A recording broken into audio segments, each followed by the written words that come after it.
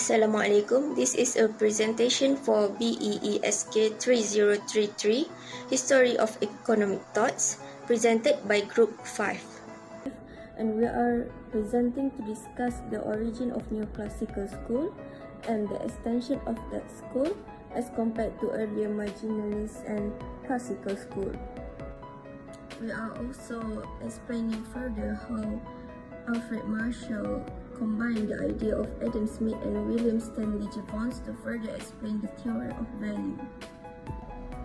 Our group consists of 5 members: Lee Chun-Ho, Alisa Dania binti Muhammad Syarul Nizam, Nur Syahinda binti Muhammad Syafi, Nur Anissa binti Taskan, and Nur Adiana Natasha binti Cik Abdullah. Assalamualaikum, my name is Nur Anissa and I will be talking about the origin of Neoclassical school and the definition. Firstly, neoclassicism means new form of classicism. The economists shifted from the classical focus of production and supply to a new focus which is marginal utility and demand. They moved from the labor theory of value, which means that the value of a good depends on the cost of production, toward a more subjective value where the value of good is determined by the amount of utility it provides. Alfred Marshall defined the subject as study of mankind in the ordinary business life. According to the textbook The Evolution of Economic History 2013, the origin of the Neoclassical school is the synthesis intended to combine the best elements of classical school economics with marginalist thinking. It combines the thought from 3 economic figures, which is William Stanley Jevons, Karl Menger, and Leon Walras. William Stanley Jevons introduced the final degree of utility in England, while Karl Menger is the founder of Austrian school, emphasizing the subject of value and structure of goods, while Leon Walras is the developer of general equilibrium theory, which uses the mathematics to show how all markets are interrelated.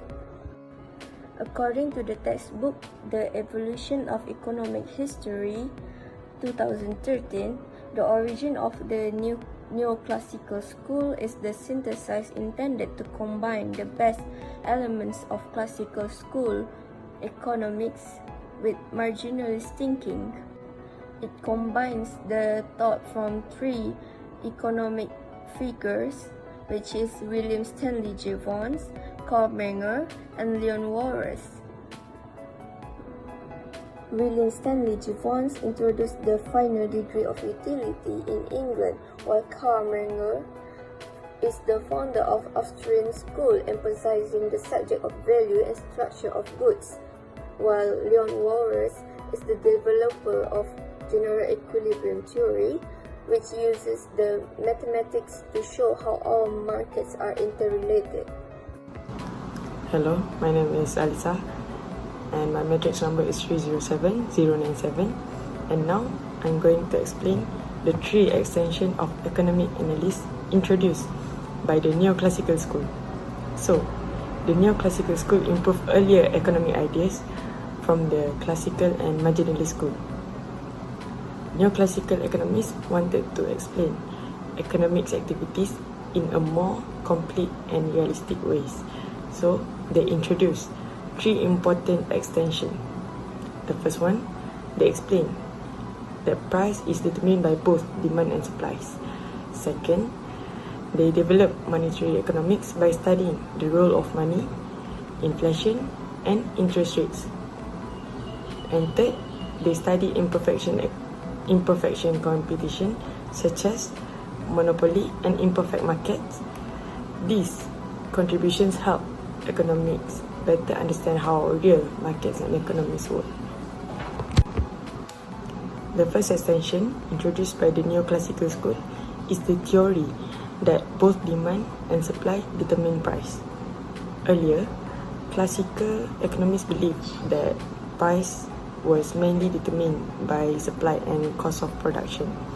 So they focus on labor costs, production costs, and how goods were produced. Adam Smith believed that value depended on the cost to produce goods and services. Meanwhile, marginalist economists believe that price was mainly determined by demand and marginal utility. Marginal utility means the satisfaction or usefulness consumers get from consuming one additional unit of a product. While William Stanley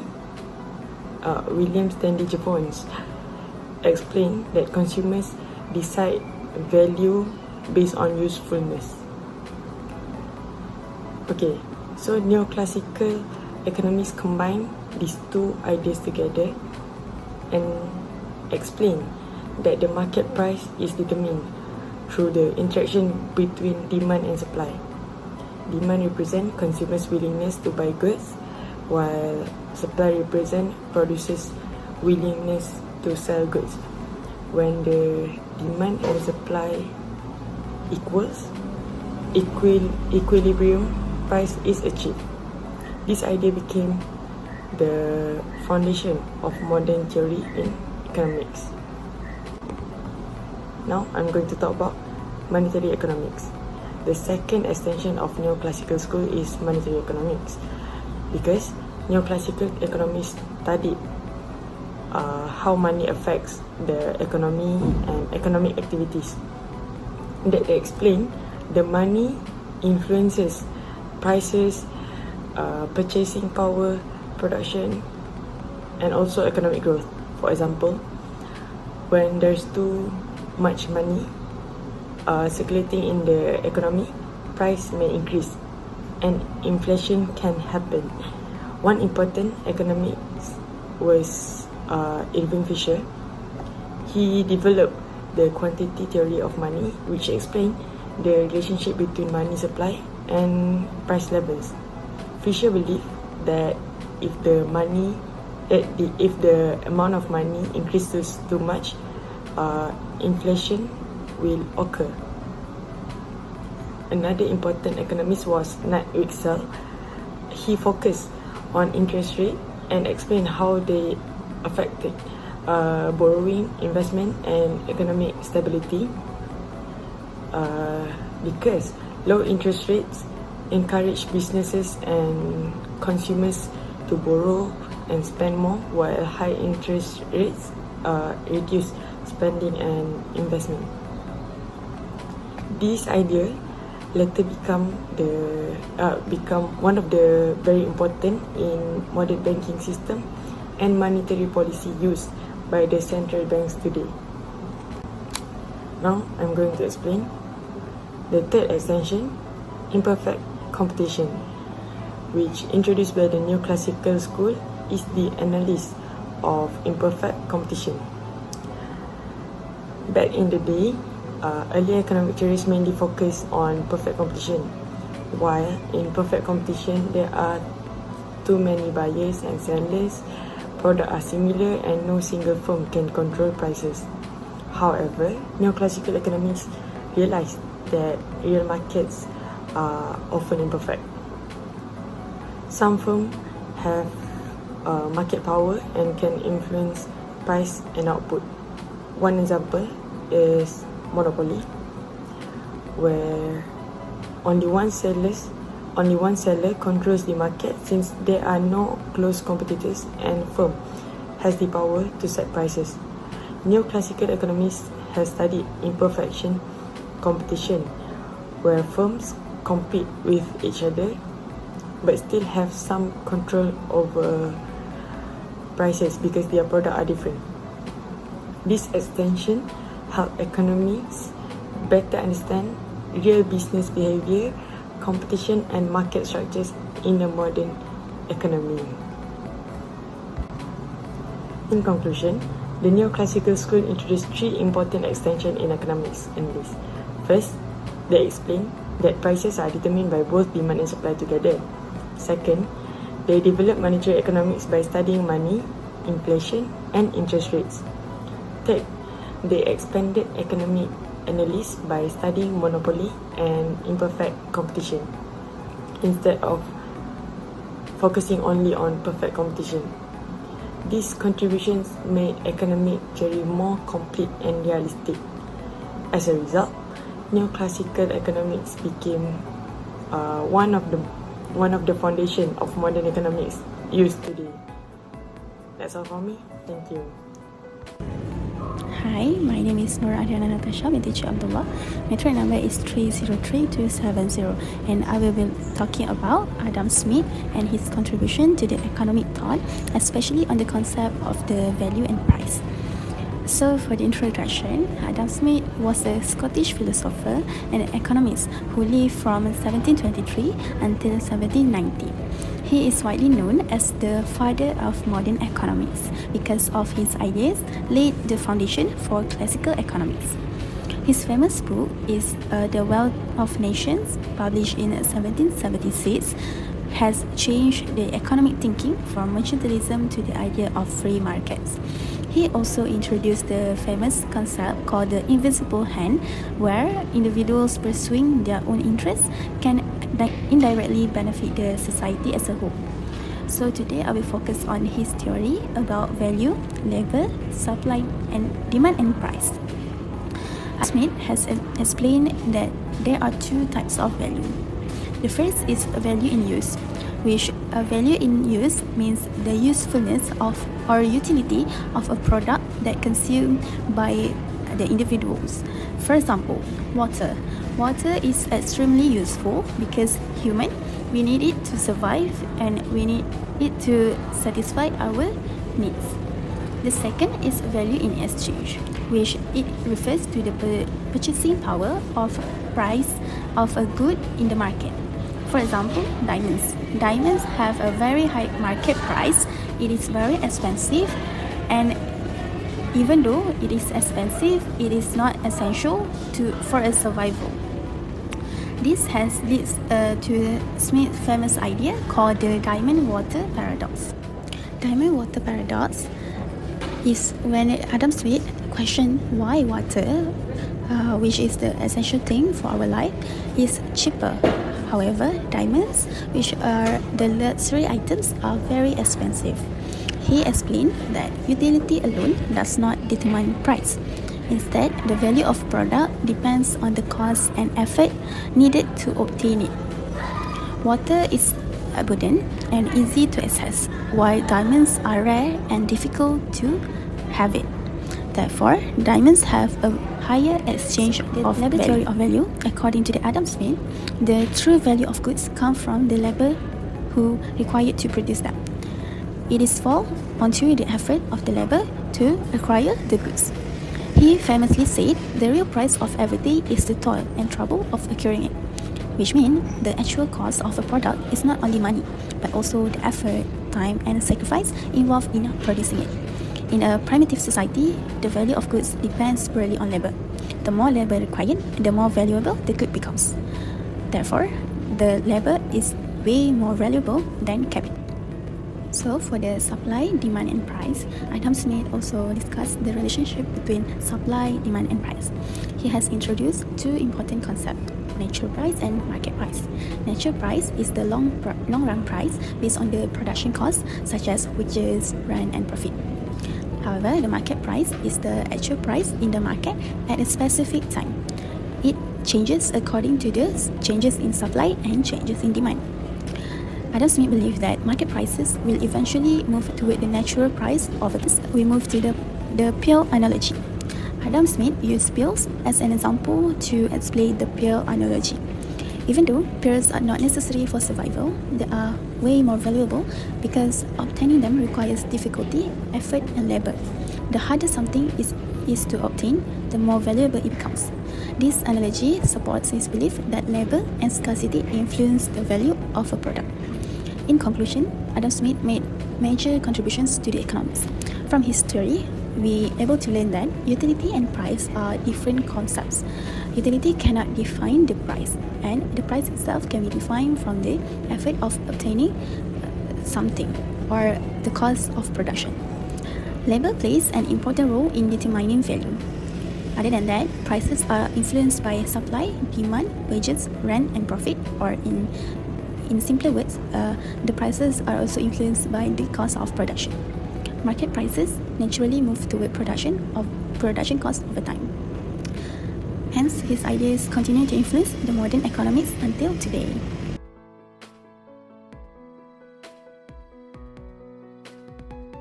Hello everyone, today I will present about William Stanley Jevons and the Marginalist School of Economics. William Stanley Jevons was a British economist and one of the founders of the Marginalist revolution in economics during the 19th century. He introduced the idea that people make decisions based on satisfaction or utility gain for consuming goods and services. His idea changed economic thinking because he focused more on consumer behavior and individual choice instead of only production costs. Simply explanation, Jevons believed economics should study human satisfaction and decision making. He helped develop modern microeconomics, and he also introduced the concept of marginal utility. For the next slide is total utility. Total utility means the total satisfaction a person receives from consuming a product or service. Usually, when a person consumes more units of goods, total utility increases. For example, if you eat 1 slice of pizza, you feel satisfied. If you eat 2 or 3 slices, your total satisfaction becomes higher. So the total utility is overall happiness or satisfaction from consumption. More consumption usually increase total utility at first. And for example, eating more pizza gives more satisfaction overall. Now I will explain Jevons' concept of the final degree of utility. Jevons used this term to describe what we now call marginal utility, which is the additional satisfaction gained from consuming one more unit of a good or service. The idea focuses on the value of the last unit consumed rather than the total usefulness of all units combined. According to Jevons, the value of product in exchange depends on the final degree of utility. For example, when we consume more of a product, total utility may continue to increase at first, but the marginal utility gradually decreases. This is shown in the graph where the marginal utility curve declines as consumption increases. This concept became important in economics because it helped explain consumer choice and how prices are connected to the individual satisfaction. Next, I will explain the concept of diminishing marginal utility introduced by William Stanley Jevons. This law states that a person consumes more units of the same product. The satisfaction or utility gained from each additional unit becomes smaller. In simple terms, the more we already have a something, the less valuable an extra unit feels to us. For example, Jevons used water to explain this idea. The first few cups of water are extremely valuable because they help to sustain life and satisfy thirst. However, after drinking enough water, additional water becomes less important and more only be used for activities like washing or cleaning. This concept helps economists understand consumers' behavior and why people are willing to pay less for additional units for the same product. Jevons also helped solve the diamond water paradox. Water is necessary for life, while diamonds are not. However, diamonds are more expensive than water.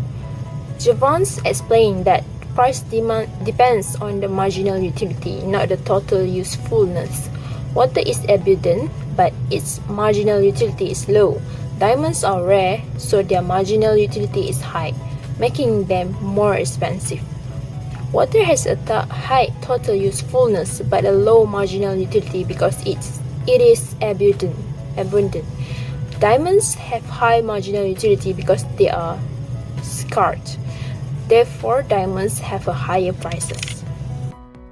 Next, this slide explains Jevons' idea that demand is the main driver of price.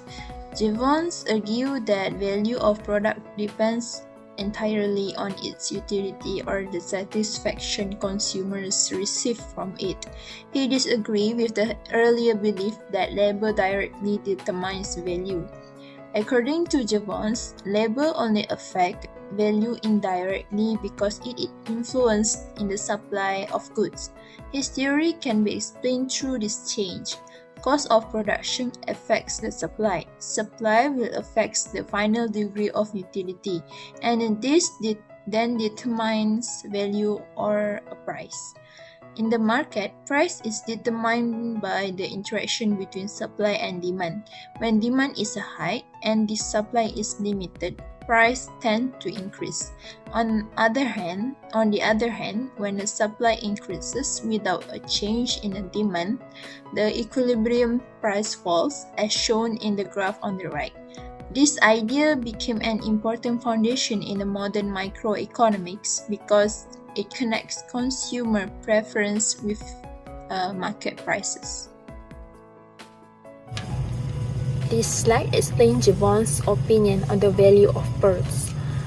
William Stanley Jevons argued that value of goods depends on utility, which means the usefulness or satisfaction people get from them, not simply the amount of labor used to produce them.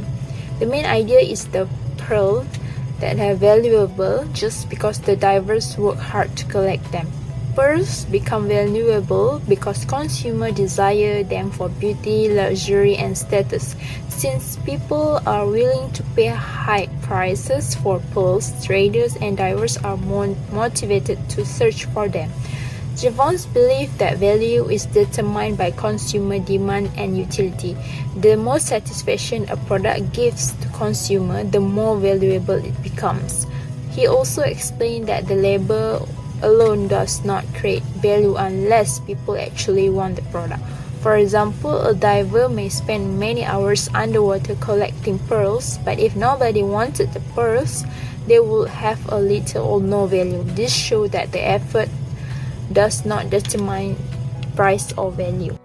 In this part, we are discuss about how Alfred Massa Neoclassical combined the idea of Adam Smith Classical School and the William Taylor Jevons Marginalist School to further explain the theory of value. Before we start, let's look about the Alfred Massa. Alfred Massa was born on 26 July 1842 in London, United Kingdom. He died on 13 July 1924 in Cambridge, United Kingdom. He was one of the leading economists in the Neoclassical School.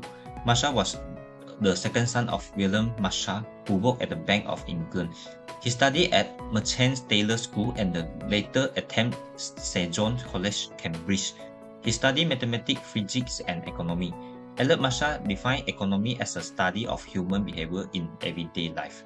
He focused on the relationship between the supply and demand and the price. He also introduced the use of diagram and graph in economics. Massa believed economy is an engine for discovering truth and not a fixed law. He believed economy law only show the general tendency because human behavior can change. He also supported the limited government intervention and preferred careful economy reform. Now, let's turn to Alfred Massa's main idea. Before Massa, there were two important schools of thought. The first was the Classical School represented by the Adam Smith. The Classical School believed that value comes from the cost of production. This includes labor cost and the production cost. The focus was mainly on the supply side. The second was the Marginalist School, represented by William Taylor Jevons. This school believed that value comes from utility, which means consumer satisfaction. The focus was mainly on the demand side. Alfred Massa combined both theories. He said both demand and supply are important. Neither demand nor supply alone can determine price. Instead, market price is determined by the intersection between the demand and the supply. These slides explain Massa's idea about utility and marginal utility. Utility means satisfaction of happiness gained from consuming goods and services. Massa believes consumers buy products because they want satisfaction. For example, when a person eats food, drinking water, or buy clothes, they receive utility from those products. Massa also introduced the concept of marginal utility. Marginal utility means the extra satisfaction gained from consuming one additional unit of a product. Massa explained this using the law of diminishing marginal utility. This law states that as a person consuming more and more units of the same product, the additional satisfaction gained from each extra unit becomes smaller. For example, imagine a person is eating pizza. The first slice of pizza gives very high satisfaction because the person is very hungry. The second slice still gives satisfaction but slightly less. By the 4 or 5 slices, the person may feel full, so the additional satisfaction becomes much lower. Because additional satisfaction decreases, consumers become willing to pay less for extra unit of the product. Massa also mentioned some important assumptions and qualifications. He assumed that consumer taste and preference remain unchanged in the short period. He also explained that utility is intangible. This means utility cannot be physically seen or measured directly. So, Massa measures utility to willing to pay. If consumers are willing to pay a higher price, it means they receive a higher utility from the product. Massa believes consumers behave rationally. Consumers try to spend their money in a way that maximize satisfaction. However, Massa also explained that there are special cases for indivisible goods such as wallpaper, tires, or furniture. Completing the full unit may provide greater satisfaction than patient consumption. There are 3 important concepts introduced by Massa. The first concept is the law of demand. The law of demand states that when the price falls, quantity demanded increase. On the other hand, when price rises, quantity demanded decrease. This relationship happens because consumers respond to change in price. When price becomes lower, products become more affordable, so consumers buy more. When price becomes higher, consumers reduce their purchase. This happens because of the substitution effect and the income effect. The second concept is consumer surplus. Consumer surplus means the difference between what consumers are willing to pay and what they are actually paid. Consumer surplus represents extra satisfaction of extra benefit received by the consumer. Massa used graphs to show consumer surplus as the area under the demand curve and above the market price. The third concept is elasticity of demand. Elasticity measures how strong demand responds to the price change. The formula of price elasticity of demand is the percentage change in quantity demanded divided by the percentage change in price. If the demand changes greatly when price changes, the demand is called elastic. If the demand changes only slightly when the price changes, the demand is called inelastic. If the percentage changes are equal, the demand is unique elastic. Elasticity is important in real life. Government often place tax on inelastic goods such as cigarettes and alcohol, because consumers will continue buying them even when the price is increased. Business also use elastic to decide pricing strategy and maximum profit. There are 5 meanings of different elasticity value. Elastic demand means quantity demanded change more than the price change. Inelastic demand means quantity demanded change less than the price change. Unelastic means the percentage change in quantity demanded is equal to the percentage change in price. Perfect elastic demand means even a very small increase in price causes demand to fall to zero. Perfect inelastic demand means demand does not change even when the price changes. Next, what is the supply on Massa view? Massa believes supply is mainly determined by the cost of production. Supply refers to the quantity of goods producers are willing and able to sell at a different price. Massa explained that supply is represented by a supply curve rather than a single number. Different price lead to a different quantity supply. When the price increases, firms are willing to supply more product because they can earn more profit. When the price decreases, firms reduce supply because profit becomes smaller. Massa also introduced the idea of different time periods in supply analysis. He divided supply into 3 time periods. First is immediately short period, and the second is short run, and the last is the long run. Each period affects how firms respond to change in demand and price. Here show the 3 time periods of supply in more detail. The first period is the immediately short period, also called the market period. This happens over a very short time, sometimes as short as 1 day. In this period, firm cannot quickly change output level. Supply is almost fixed. As a result, supply becomes a perfect inelastic, shown as a vertical line. Quantity supply stay the same regardless of price change. The second period is the short run. In the short run, firm can change the variable input such as labor and raw material. However, fixed costs such as building and machine cannot be changed. Masha divided costs into two categories. First is supplementary costs, which are the fixed costs like machines, buildings, and overhead expenses. Second is prime costs, which are variable costs such as labor and raw material. If price increase, the firm increase production. If price decrease, the firm reduce output. Therefore, the supply curve slope outward. The third period is the long run. In the long run, firm can change both fixed and variable input. They can build new factory, enter the market, or leave the market. If the total revenue is greater than the total cost, new firm enter the market and the market supply increase. If the firm experience loss, some firm leave the market and supply decrease. As a result, the supply curve may shift to the right or left depending on the market condition. Now, let's look Masha equilibrium price theory. Before Masha, classical economics believe price is determined mainly by production cost.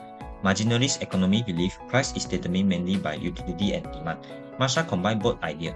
He argued that equilibrium price is determined by both demand and supply together. When the demand and supply interact, they create an equilibrium price and equilibrium quantity. Masha explained this using the famous scissor example.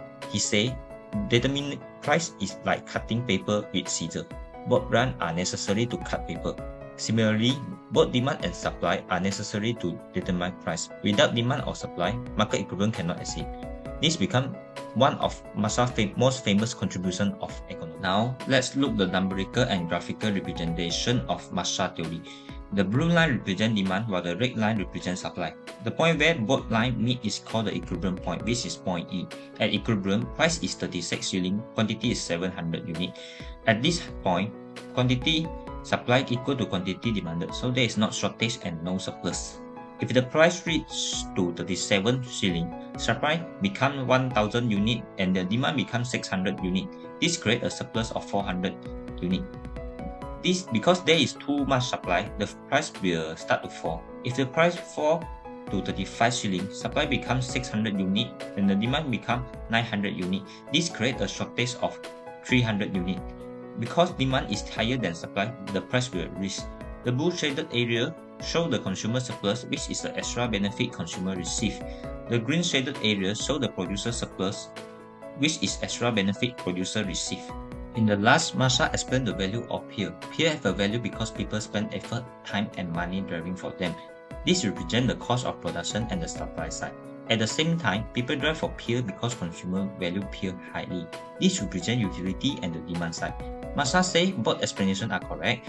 Value is determined through the interaction between the demand and supply. To summarize the effort Masha contribution, he combined the demand theory and the supply theory into one unified framework. He introduced important concepts such as consumer surplus, price elasticity of demand, time period analysis, and the equilibrium price theory. He also introduced the use of graph and diagram in economy. Because of this contribution, Albert Masha became one of the founders of modern microeconomy. His idea continued to influence economy until today. That's all from our video presentation. Before end, we are putting the past exam question in the next slide. Thanks for listening our video presentation. Thank you.